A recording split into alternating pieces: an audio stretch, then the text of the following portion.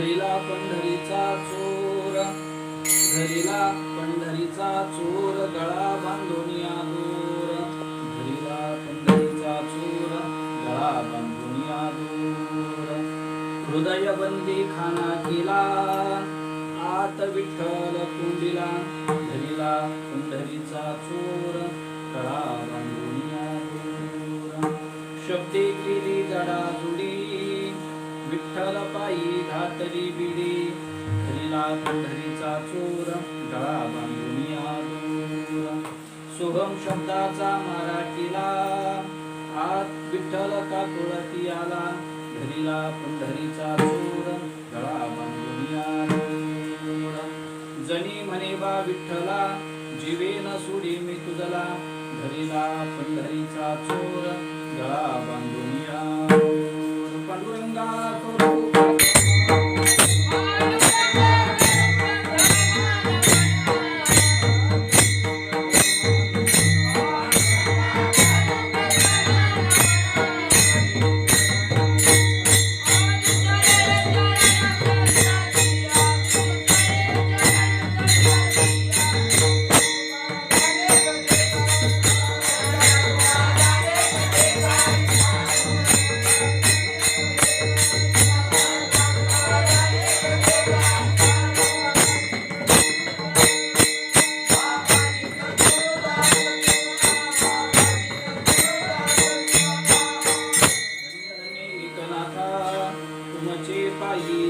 माझा माथा, धरिला पंढरीचा चोर, गळा बांधुनिया दूर, धरिला पंढरीचा चोर, गळा बांधुनिया दूर. कीर्तन रूपी सेवेकरता निवडलेला अभंग जगदवंद्य महाराष्ट्र भूषण भगवान पांडुरंगाची लढीवाळ भक्त असणाऱ्या श्री संत जनाबाई महाराज यांचा 5 चरणाचा भगवान पांडुरंगाला आपण चोर या अवच्छेदकातून धरलं याचा अनुवाद करणारा अभंग सेवेकरता निवडलेला आहे.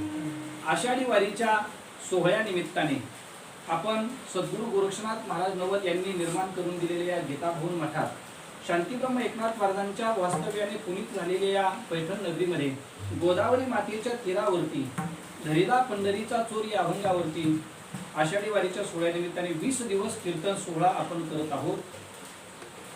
त्यातील आजची ही 8व्या दिवसाची कीर्तन रूपी सेवा. गेले 7 दिवस या अभंगाचं आपण चिंतन बघत आलेलो आहोत. आज त्या ठिकाणी 8व्या दिवशी आपण त्या अभंगाचं चिंतन पाहणार आहोत. विठ्ठल विठ्ठल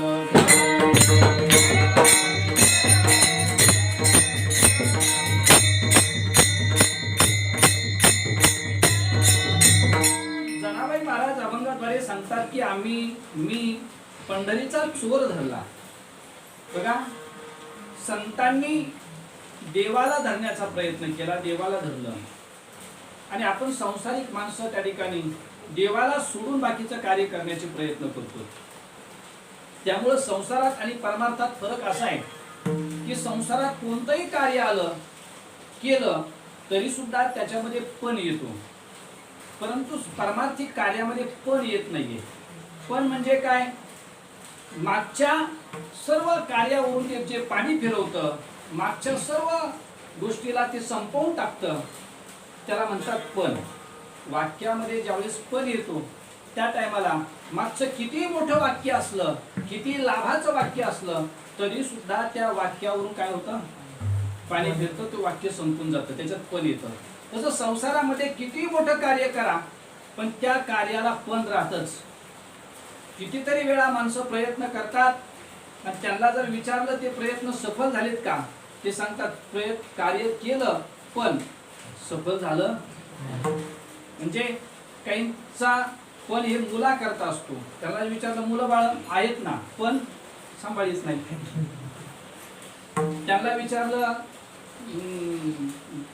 भाऊकी म्हणजे बंधू वगैरे आहेत ना, पण वाद आहेत त्यांच्या संग. म्हणजे प्रत्येक कार्यामध्ये, प्रत्येक नात्यामध्ये म्हणा किंवा प्रत्येक कार्यामध्ये संसारात काय येतो? पण येतो. तो पण त्या संसारातल्या सर्व केलेल्या कर्माला, केलेल्या कष्टाला शून्य अशा प्रकारची किंमत देऊ शकतो. तो शिल्लकच राहत नाहीये. काय झालं? त्या पण करता एक कथा सांगतो, गोष्ट सांगतो, म्हणजे तुमच्या लक्षात येईल. एक आटपाट नगर होतं. त्यामध्ये पती पत्नी राहत होते. आटपाट नगर म्हणजे पूर्वीच्या काळची कथा अशी सुरुवात व्हायची ना. आटपाट नगर होतं, तिथे पती पत्नी राहत होते. त्यांना एक मुलगी होती. ती मुलगी उपवास झाली, तिचं लग्न करायचं ठरलं. तिचं लग्न करण्याकरता त्यांनी शोधाशोध सुरू केली.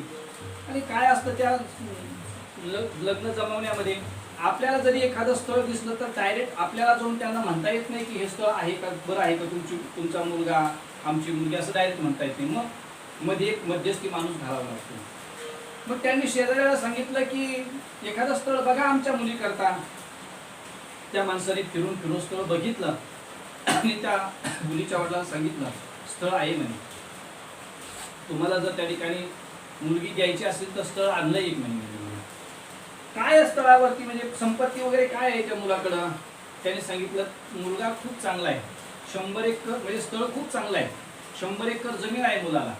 बरं, राहण्याकरता घर 7 वाडे आहेत म्हणे मोठाले जुने. बरं, त्याच्यानंतर आई वडील सासू सासरे ते म्हणजे ते सुद्धा खूप प्रेमळ आहेत म्हणे, अजिबात दुःख न देणार, एकदम प्रेमळ आहे. बरं बरं, त्याच्यानंतर मुलगा सुद्धा गोरा उंट आहे, उंचा पुरा आहे, नाका डोळ्यास नीटस आहे, धिप्पाड आहे. त्या मुलगा सुद्धा सुंदर आहे म्हणे. बरं बरं, मग यांनी विचारायला सुरुवात केली 100 एकर जमीन आहे, मग पित्त काय जमिनीमध्ये, ऊस किती आहे, कपाशी किती आहे, केळी किती आहेत, असं काही सांगितलंय बघा. 100 एकर जमीन आहे, पण धान्य एकच खावं लागतं म्हणे. कारण की 100च्या 100 एकर जमिनीला कितीही खत टाकलं पण तरी पण म्हणजे हरळ सुद्धा तिथं उगत नाही, इतकीच म्हणजे जमीन नापीक आहे त्याची. बरोबर, यांनी विचार केला जाऊ द्या, जमीन तर आहे ना, नका उगाना, पण वाडे तर 7 आहे म्हणतात ना. त्यांनी सांगितलं मग 7 वाडे आहेत, मग वाडे कस काय आहेत. त्यांनी सांगितलं 7 वाडे आहेत पण सारे पडके आहेत, मुलगा फक्त 10x10च्या खोलीत राहतो. यांनी विचार केला जाऊ द्या, नका वाडे असताना पण वाड्याची जागा तरी आहे, 1-2 वाड्याची जागा विकून एखादा वाडा बांधता येईल. ठीक आहे म्हणे. बरं, मग मुलाचे आई वडील तुम्ही म्हटलात प्रेमळ आहेत म्हणे. हो प्रेमळ आहेत, पण मुलाची आई सुद्धा सावतर आहे आणि मुलाचे वडील सुद्धा सावतर आहे. ऐकणारा माणूस म्हटला असं दोन्ही कसं काय सावतर राहतील, आई सावतर आहे ती ठीक आहे, वडील बी सावतर असे कसं काय. त्याने सांगितलं गंमत अशी झाली म्हणे, हा लहान असताना याचे वडील वारले, म्हणजे याची आई वारली म्हणे. नवरदेव लहान असताना त्याची काय वारली, आई वारली. मग वडिलांनी विचार केला लहान मुलाचा सांभाळ करण्याकरता कोणीतरी पाहिजे, म्हणून त्याने दुसरी बायको केली. मग या मुलाची ती बायको कोण झाली, याची सावतर आई झाली. मग त्याचं पुढं चालून काय झालं, याचे वडील बी वारले. आणि वडील वारल्याच्या नंतर मग त्याच्या आईनं विचार केला की आपल्याला आधार कोणाचा आहे, लेकरा बाळाला घरात गरीब माणूस पाहिजे. मग तिनं बी दुसरं लग्न केलं, म्हणजे वडील पण झाले सावतर झाले, म्हणजे आई बी सावतर आणि वडील बी सावतर. बरं, पण जाऊ द्या, 100 एकर जमीन बी ती उपयोगाची नाही, 7 वाडे उपयोगाचे नाही, आई वडील आहेत पण ते बी उपयोगाचे नाही, दोघं सावतर. पण मुलगा तर तुम्ही ते धिप्पाडे म्हणतात, पण मुलगा म्हणजे त्याचं मानसिकता असते कशी असतं, म्हणजे शिक्षण वगैरे काय त्याने त्याचं काय ते बाकीचं नाही माहिती. मुलगा धिप्पड आहे, पण 2 गोष्टी मुलाकडे अशा आहेत की त्याला स्वतःला कळत नाही आणि दुसऱ्याचं ऐकून घेत नाही. म्हणजे एवढं सारं आहे त्याच्याकडं, पण त्याच्यावर काय मध्ये काय काय आलंय, पण आलं, त्याचा परिणाम काहीच उपयोग नाही. सर्व काय आहे ते शून्यवत आहे. त्यामुळे संसारात गंमतच अशी आहे, काही विचारलं माणसाला हे बरं आहे का, तर त्यावेळेस ते मध्ये पण येतो संसारामध्ये, पण तो पण परमार्थात नाहीये. त्याला एकच कारण की परमार्थामध्ये काहीच नाही, फक्त देव आहे. आणि संसारात सारं आहे पण आहे, संसारात सारं आहे पण आहे. परमार्थात काहीच नाही पण देव आहे. विठ्ठल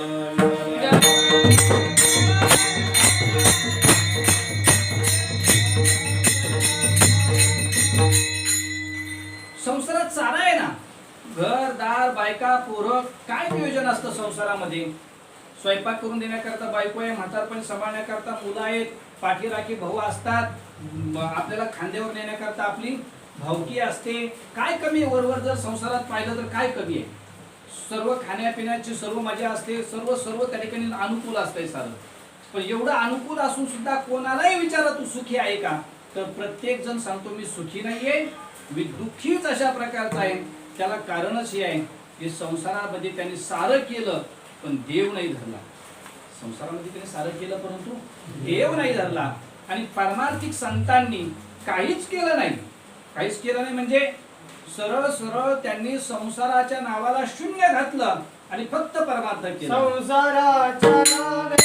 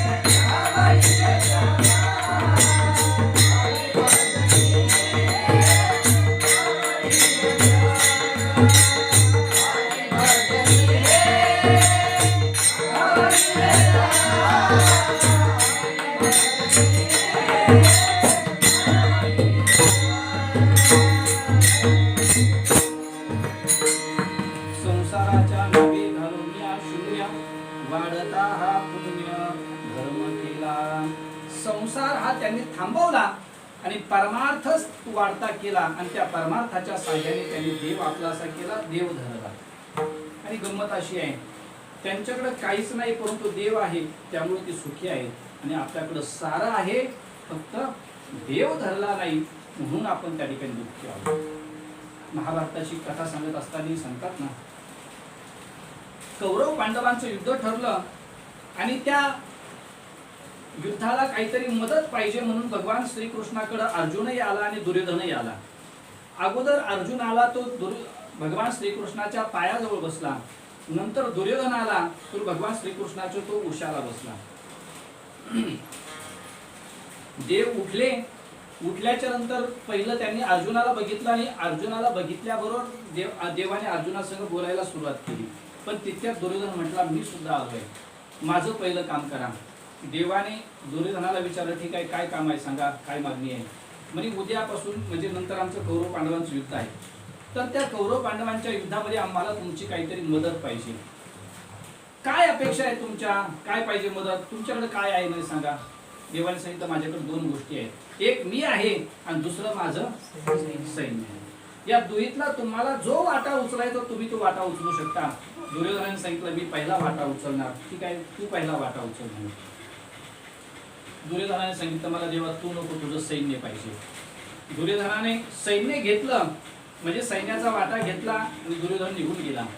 देवाने अर्जुनाची चेष्टा करायला सुरुवात केली. देव म्हणायला लागले अर्जुना तुझं काही खरं नाही, चांगल्या प्रकारचं सैन्य जे युद्धाच्या कामाला येणार आहे तो दुर्योधन घेऊन गेला. आता मी एकटा तुझ्याकडे राहिलो, आता तुझा काही उपयोग नाही, तू जिंकणार नाहीये, तुझी हार ही निश्चित आहे म्हणे. आता देव अर्जुनाची चेष्टा करायला लागले. चेष्टा म्हणजे अर्जुनाचं आणि देवाचं नातं कशाचं होतं, मेवण्याचं नातं होतं. आणि मेवण्याचं नातं असलं की त्याच्यात चेष्टा चालते. तसं आपल्याकडे ती चेष्टेची एवढी प्रथा आता राहिली नाही. आम्ही पाठीमागे राजस्थानला लग्नाला गेलो होतो, तिथं मात्र चेष्टेची प्रथा खूप मोठी आहे. एक दिवस त्यांचा चेष्टा करण्याचाच कार्यक्रम असतो. याने काहीतरी बोलायचं, त्याने काहीतरी बोलायचं, याने याला उदाहरणं द्यायचं, त्याने त्याला उदाहरणं द्यायचं. वाद होत नाही पण चेष्टा करतात. पण चेष्टेची गंमत अशी असते की ज्याला सहन होते त्याला होते. काही चिडखोर माणसं असतात त्यांना ती चेष्टा सहन होत नाही. रामायणामध्ये सुद्धा ते चेष्टेचं उदाहरण आलेलं आहे. रामचंद्र प्रभूचे मित्र आणि सीता मातेच्या मैत्रिणी त्या विवाह सोहळ्याच्या टायमाला एक दिवस एकत्र बसले आणि त्यांची चेष्टा सुरू झाली. रामचंद्र प्रभूचे मित्र एक येऊन बसले, सीता मातेच्या मैत्रिणी एक येऊन बसल्या. मग सीता मातेच्या मैत्रिणी रामचंद्र प्रभूच्या मित्रांची चेष्टा करायला लागले. चेष्टा करत असताना ते म्हणायला लागले, त्या मैत्रिणी म्हणायला लागल्या की आम्ही आतापर्यंत असं ऐकलं की आता मुलाला काही कमी राहिले नाही, मुलं खूप झाली म्हणे. एक फळ खाल्लं की 4-4 पोरं जन्माला येते म्हणे. नुसते फळं खाल्ले की पोरं जन्माला येतात. रामचंद्र प्रभूच्या मित्रांनी विचार केला की हे कोणाला चेष्टा केली आता यांची रामाची चेष्टा केली की यांना यज्ञातून जे पायसदान मिळालं आणि त्या पायसदानातून हे जन्माला आल्यामुळे आता चेष्टा करताय. तितक्यात रामचंद्र प्रभूचे मित्रही म्हणायला लागले, आम्हाला माहिती आहे की पोरीला सुद्धा आता कमी नाही राहिली. नुसता नांगर धरला की नांगराला साऱ्या पोरीच लागायच्या म्हणे. म्हणजे ही त्याला म्हणतात चेष्टा. देवही अर्जुनाची चेष्टा करायला लागले, अर्जुना काही खरं नाही तुझं, हार तो तेरी निश्चित है तू हो जाएगा उदास. अर्जुना हार तो तेरी निश्चित है तू हो जाएगा उदास. दुर्योधन माखन ले गया छाछ बची है तेरे पास. माखन म्हणजे लोणी आणि छाछ म्हणजे ताक. दुर्योधन लोणी घेऊन गेला, तुझ्याकडे फक्त ताक शिल्लक राहिलं. काही खरं नाही अर्जुना, तुझं त्या ठिकाणी विजय होणार नाही, तुझी हार निश्चित आहे, तू पराजित होणार आहे.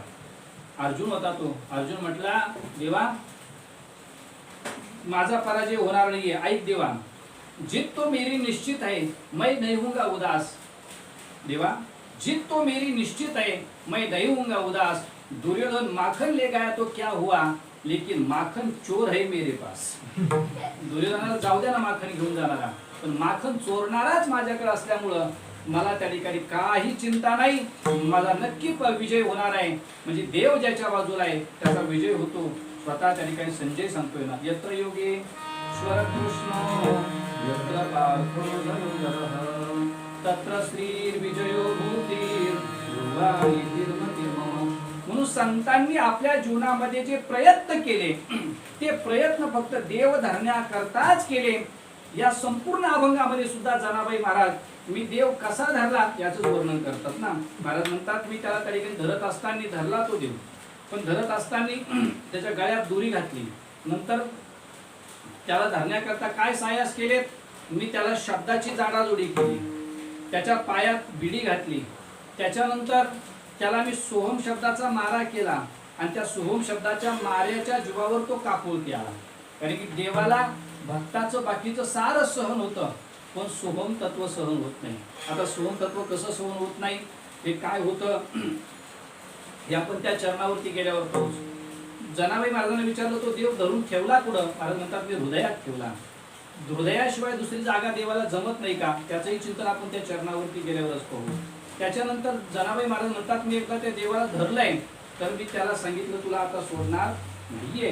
आणि त्यामुळं म्हणजे जनाबाई महाराज सांगतात, हे सारं करण्याकरता मी पहिलं काय केलं तर पहिलं देव धरला, अभंगाच्या पहिल्या चरणामध्ये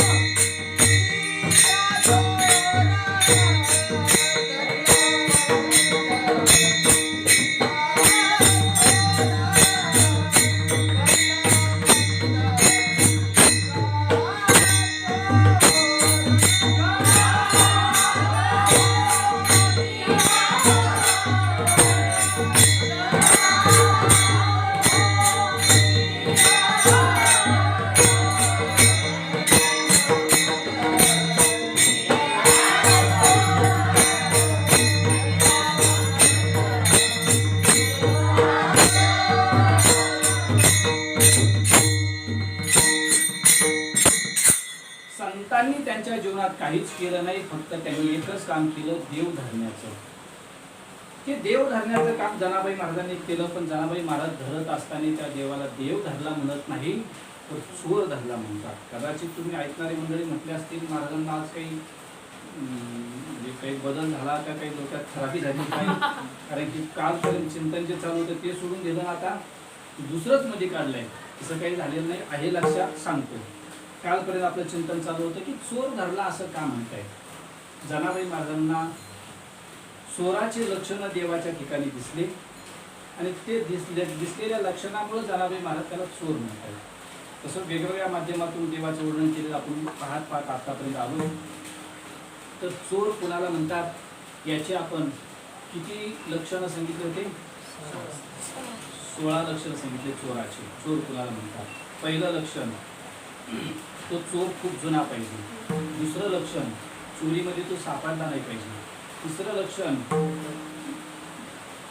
खोटं बोलता आलं पाहिजे. चौथं लक्षण, त्याने मोठ्याच्या घरी चोऱ्या केल्या पाहिजे. पाचवं लक्षण, मोठाल्या चोऱ्या केल्या पाहिजे. सहावं लक्षण, बलवान पाहिजे.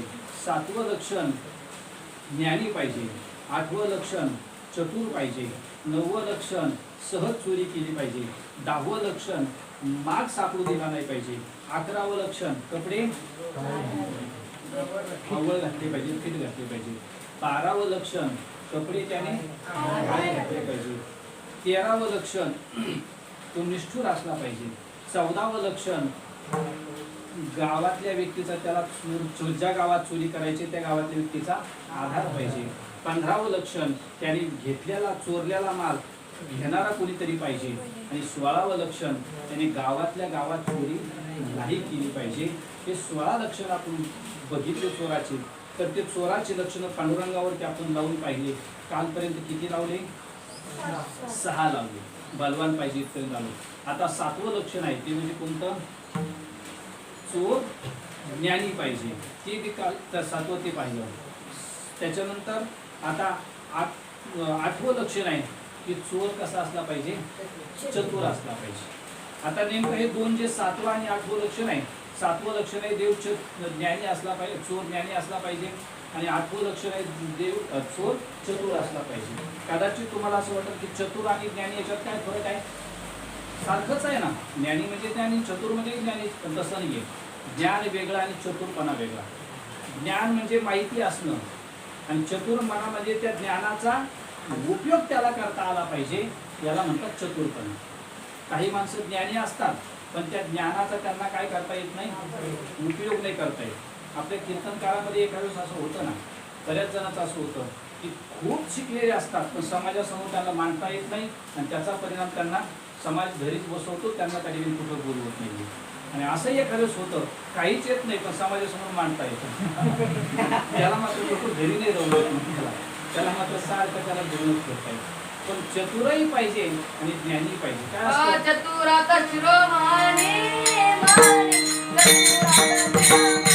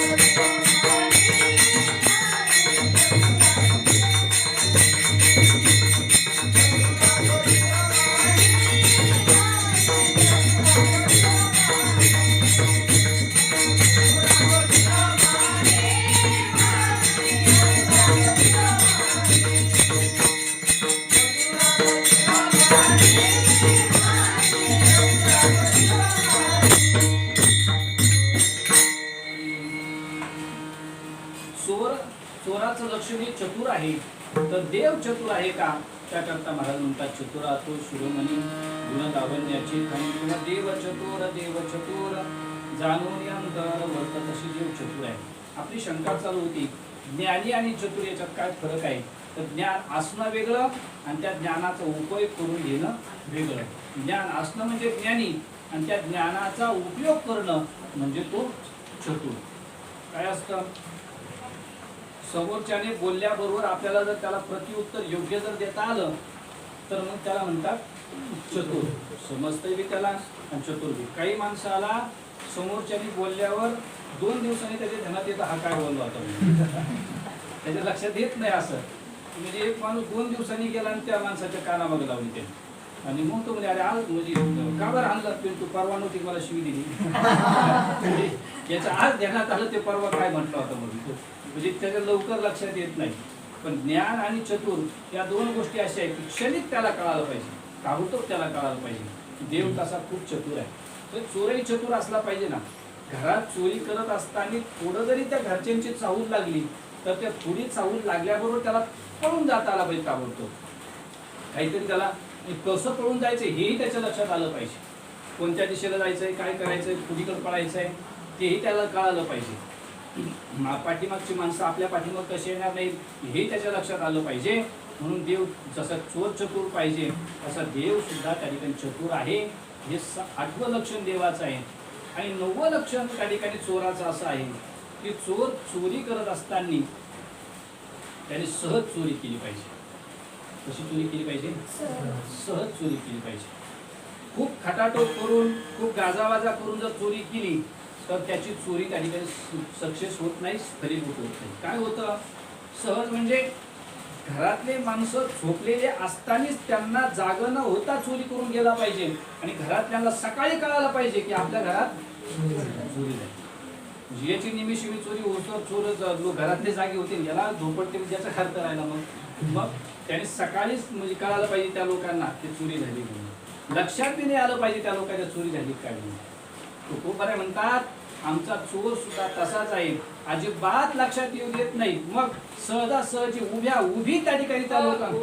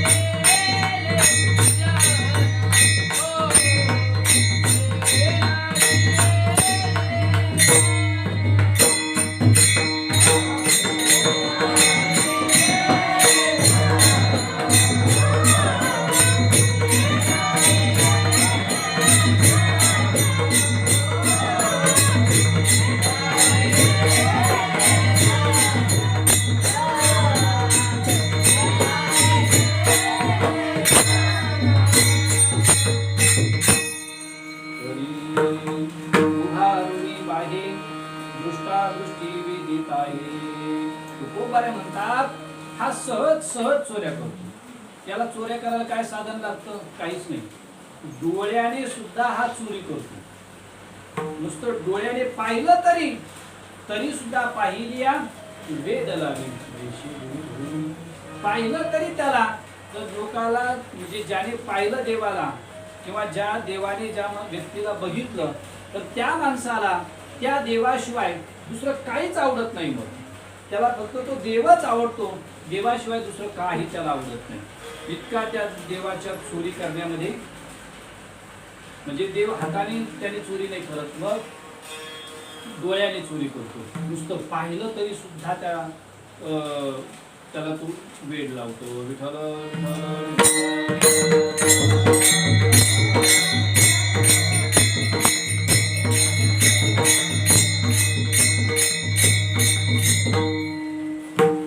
दामाजी पंत एक देवाचे भक्त होऊन गेले. तो बेदरचा बादशाह, त्याच्या नगरीमध्ये एका ठिकाणी त्यांना सेनापतित्व दिलेलं होतं. तिथं ते राहत असताना त्यांच्या नगरीमध्ये दुष्काळ पडला आणि नगरीत दुष्काळ पडल्याच्या नंतर लोकांना खायला काही शिल्लक राहिलं नाही. लोकांची उपासमार व्हायला लागली. त्या बेदरच्या बादशहाच्या भांडारामध्ये त्या सेनापतीकडे भरपूर धान्य होतं आणि लोक उपासमार व्हायला लागले. राजाची परवानगी घ्यायची, मग धान्य वाटप करायचं. एवढं ते सोपं नव्हतं. सध्याच्या काळात आपण पाहतोच ना, एखादा जर राजेकडून आपल्याला मदत यायची असेल तर ते संकट निघून गेल्याच्या नंतर आपल्यापर्यंत ती मदत पोहोचते. जोपर्यंत संकट आहे तोपर्यंत मदत पोहोचतच नाही. अमुक फॉर्म भरा, तमुक फॉर्म भरा, अमुक अर्ज करा, तमुक अर्ज करा, हे कागदपत्र गोळा, ते कागदपत्र गोळा करा, असं करता करता वेळ निघून जाते. म्हणून दामाजी पंतांनी ठरवलं की आपणच ते धान्य वाटून देऊ. दामाजी पंतांनी स्वतः लोकांना, प्रजेला सांगितलं, या तुम्ही धान्य घेऊन जा. प्रजा आली आणि प्रजेला सर्व धान्याचं वाटप दामाजी पंतांनी करून दिलं. पण काही माणसं हितशत्रू असतात. त्यातले एक जणांनी बेदरच्या बादशाहाला सांगितलं की तुमच्या सेनापतीनं, तुमच्या त्या माणसानं दामाजी पंतांनी धान्य तुम्हाला न विचारता वाटून दिलं. म्हणजे त्यांनी त्याचा मोठापणा करून घेतला, तुम्हाला मात्र त्याचा मोठेपणा दिला नाही. त्या बादशहानं त्यांना फरमान सोडलं अटकेचं.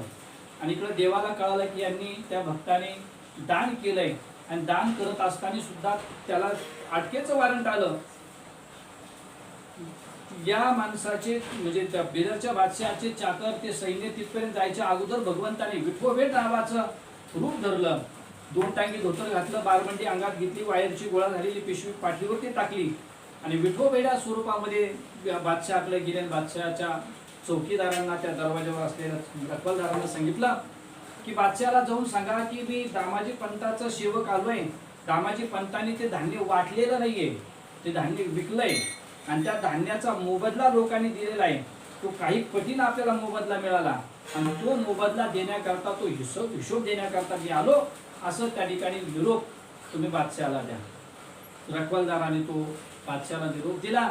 बादशहाने सांगितलं तर आज सोडा. आज सोडल्यानंतर भगवान परमात्मा विठोबेच्या स्वरूपात आलेले सांगितलं, मी त्या सर्व हिशोब घेऊन आलो. त्यावेळेस त्या होना असायच्या. सांगितलं कुठं आहे त्याचा हिशोब? म्हणजे या पिशवीमध्ये आहे. बादशाह हसायला लागला, काय असेल त्या पिशवीमध्ये, एवढ्या मोठ्या भांडार वाटल्याचं. सांगितलं ओत. त्या ठिकाणी पिशवी अशी पालथी केली आणि ओतायला सुरुवात केलं, तर ओतत असताना इतकं सारख्या होना पडायला लागल्या. इतका मोठा ढीक झाला की त्या बादशहाला विठोबेड दिसाना आणि विठोबेड भगवंताला बादशाह दिसाना. इतका मोठा ढीक झाला. आणि कारण की तुका म्हणे पोते देवे भरिले नोंदिले, देवाचं पोतं कधी रिकामच होत नाही. त्यामुळे सारखं होणा पडायला लागल्या. बादशाह सांगितलं ठीक आहे, बस बस, मला तर मिळालं, मी हिशोब करून घेतो. म्हणजे काय लागेल ते मोजून घ्या, तुमचा जेवढं होईल ते घ्या, बाकीचं राहिलं तर राहू द्या. पण भगवान परमात्मा बाजूला आले, मुजरा घातला आणि मुजरा घालून नुसतं स्मित हास्य करून त्या बादशहाकडे बघितलं. आणि जे बादशहाला समाधी लागली तर विठोबेड भगवान परमात्मा निघून गेले. बादशहाने थोड्या वेळा समाधीतून बाहेर आले.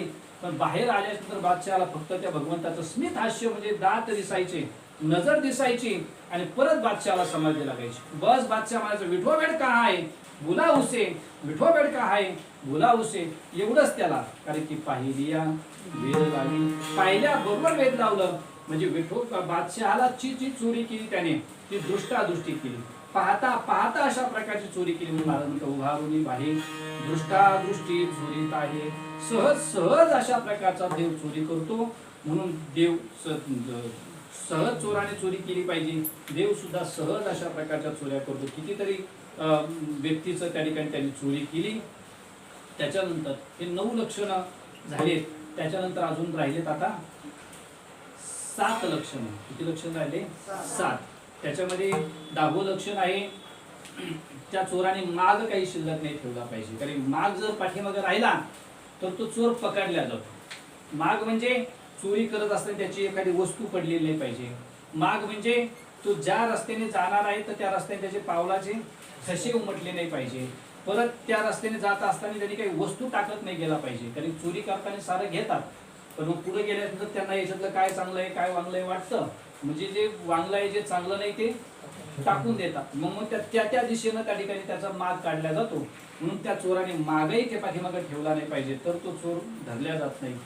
त्याच्यानंतर 11वं लक्षण आपण पाहिलं होतं की कपडे त्याने ढिले नाही घातले पाहिजे, फिट घातले पाहिजे.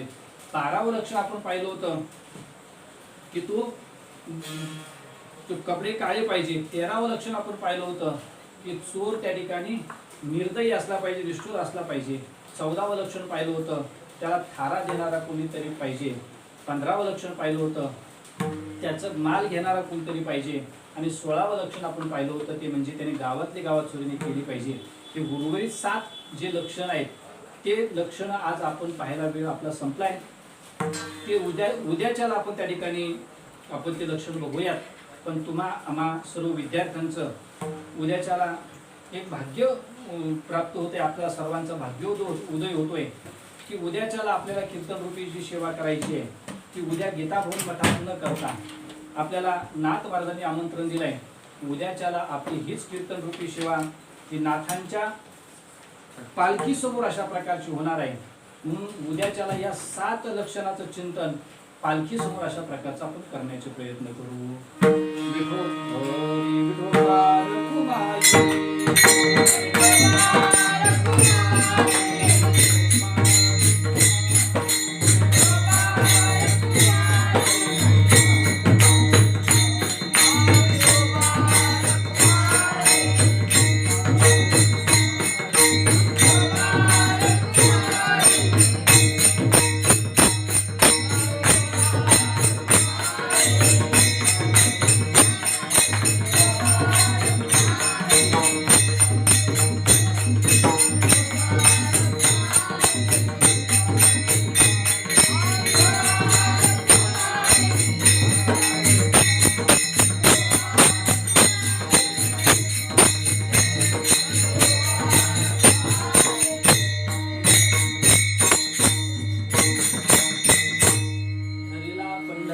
चोर गळा बांधुनिया दूर, घोडीला पंढरीचा चोर गळा बांधुनिया दूर. माझ्या कल्पनेप्रमाणे अभंगाचा भावार्थ बघण्याचा आपण प्रयत्न करत आहोत.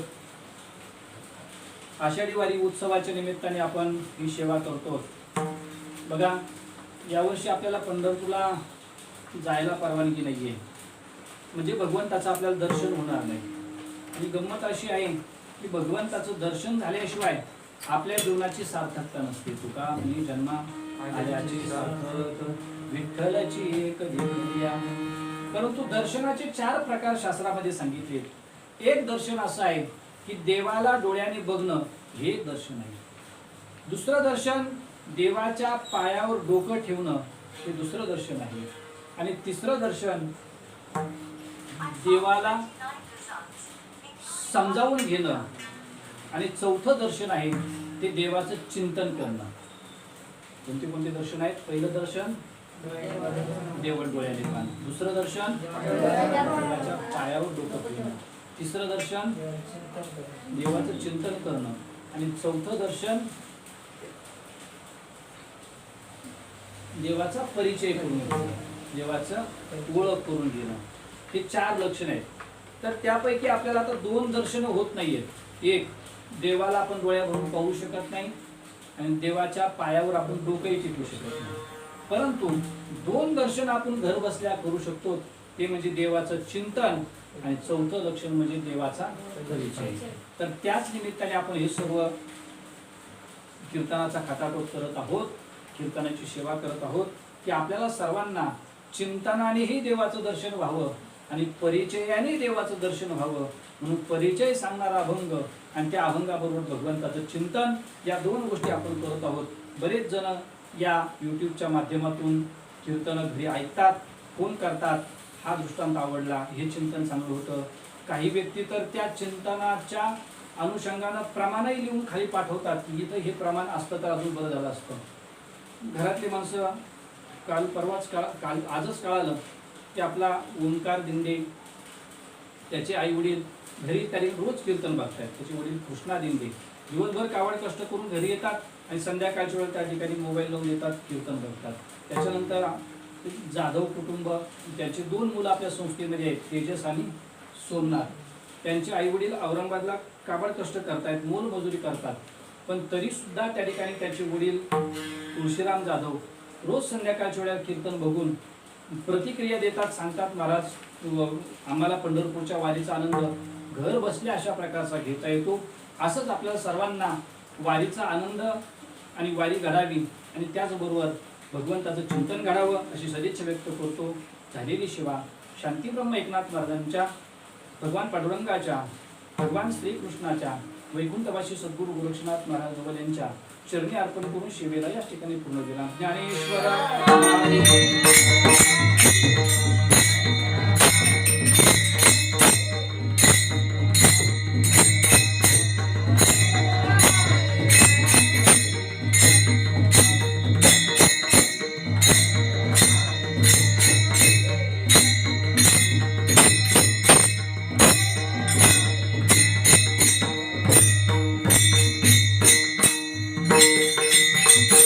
जरी म्हणे बा विठ्ठला जीवे न सोडी मी तुझला हरीला पंढरीचा चोर गळा बांधून या दूर जे विठ्ठल